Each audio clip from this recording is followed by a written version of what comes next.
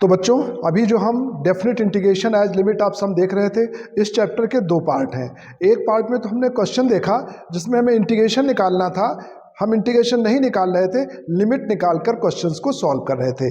जैसे हमने x square का इंटीग्रेशन किया, एक्स का इंटीग्रेशन किया, साइन एक्स का किया। अब जस्ट उसका हम उल्टा करेंगे बेटा। अब यहाँ पे क्या रहेगा, हमें लिमिट निकालना रहेगा, लिमिट वाले क्वेश्चंस रहेंगे, लेकिन हम लिमिट न निकाल कर इंटीग्रेशन में कन्वर्ट करके इंटीग्रेशन से उनको इवेल्युएट करेंगे। मतलब जस्ट उसका अपोजिट है, वहाँ हमको इंटीग्रेशन करना था लेकिन हम लिमिट निकाल के सॉल्व कर रहे थे। यहाँ हमको लिमिट निकालना है लेकिन लिमिट न निकाल करके हम इंटीग्रेशन से उनको सॉल्व करेंगे। तो देखो बच्चों, जैसे इस टाइप का कोई प्रश्न है जिसमें limit n tends to infinite 1/n sigma r is equal to 0 से n-1 function of r upon n, हमें इसकी लिमिट निकालने के लिए कहा जाए।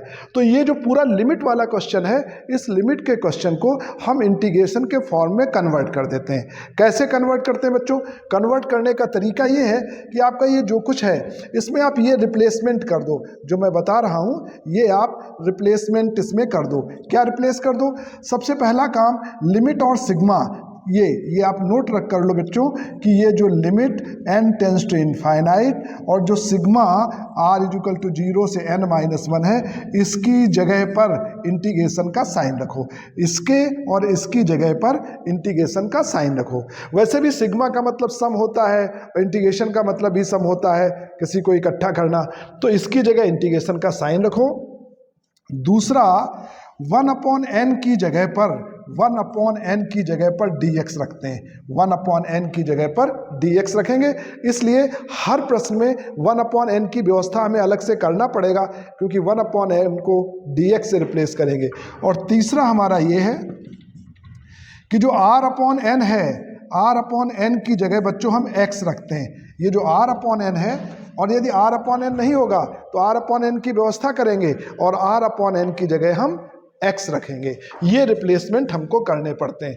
तो बच्चों यदि हम ये रिप्लेस करते हैं यहाँ पर, तो देखो इसकी और इसकी जगह पर ये इंटीग्रेशन का साइन, 1/n की जगह पर ये dx, ये फंक्शन एज सच r/n की जगह पर x। तो ये हमारा जो लिमिट है वो इस तरीके से इंटीग्रेशन के फॉर्म में कन्वर्ट हो जाता है। और एक बात बता दूं, जितने भी हम प्रश्न इसके करेंगे सबकी लोअर लिमिट हम हमेशा 0 रखेंगे और सबकी अपर लिमिट, यहाँ पे जो n का कोफिशिएंट होगा यहाँ इससे फर्क नहीं पड़ेगा, n-1 है, n-2 है, n-3 है, n+1 है, उससे कोई फर्क नहीं पड़ेगा। इस n का जो कोफिशिएंट है वो अपर लिमिट होगा। 99% प्रश्नों में n का कोफिशिएंट 1 ही होता है, इसलिए अपर लिमिट भी हम हमेशा 1 रखेंगे। लेकिन यदि यहाँ पे 2n है तो फिर अपर लिमिट 2n हो जाएगी। इस तरीके से हम लिमिट निकालते हैं। तो ये जो हमारा लिमिट वाला क्वेश्चन है ये पूरा पूरा इंटीग्रेशन में कन्वर्ट हो जाता है। मतलब इस तरीके का लिमिट का हमें कहीं भी क्वेश्चन मिले जिसमें limit n tends to infinite 1/n sigma r is equal to 0 से n-1 हो या n+1 हो, फंक्शन ऑफ r/n हो, तो हम लिमिट और सिग्मा की जगह इंटीग्रेशन का साइन, 1/n की जगह dx और r/n की जगह x रखते हैं। यदि r/n नहीं बना तो r/n बनाने का प्रयास करते हैं। इस तरीके से ये प्रश्न हमारा सिंपल इंटीग्रेशन के फॉर्म में कन्वर्ट होता है और फिर जैसे इंटीग्रेशन इवेल्युएट करते हैं वैसे इवेल्युएट कर लेते हैं और ये लिमिट हमारी आ जाती है। अब बच्चों इसी पर आधारित हम क्वेश्चंस देखते हैं। प्रश्न है limit n tends to infinite sigma r is equal to 0 से n-1 1/√n² - r²। हमें इसको इवेल्युएट करना है तो हम इसको इंटीग्रेशन में कन्वर्ट करेंगे। उसके लिए बच्चों हमें 1/n की व्यवस्था करना पड़ेगा और जहां r है r की जगह r/n लाना पड़ेगा। तो इसके लिए हम क्या करेंगे, limit n tends to infinite, बच्चों अंदर से n² हम कॉमन लेंगे तो अंडर रूट है तो बाहर आएगा तो n कॉमन आएगा, sigma r is equal to 0 से n-1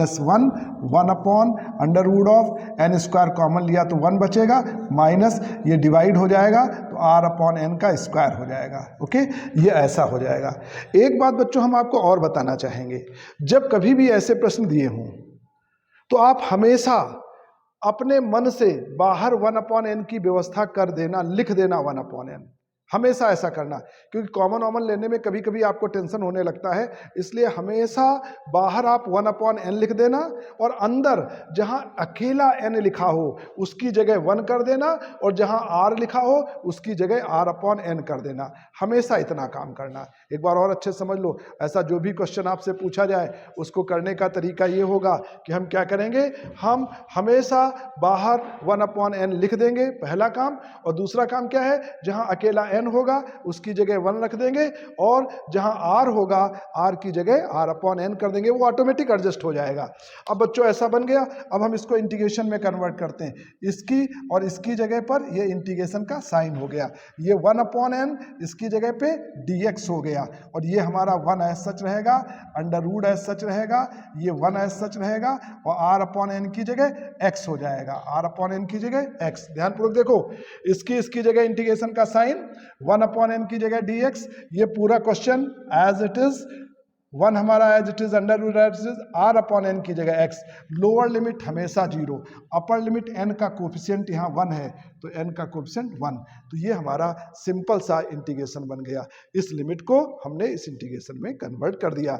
और अब देखो बेटा, ये इंटीग्रेशन सबको पता है, ये सिंपल फार्मूला है साइन इनवर्स x का। लिमिट है 0 से 1, एक बार 1 रखेंगे तो हमें मिलेगा साइन इनवर्स 1 माइनस एक बार 0 रखेंगे तो साइन इनवर्स 0।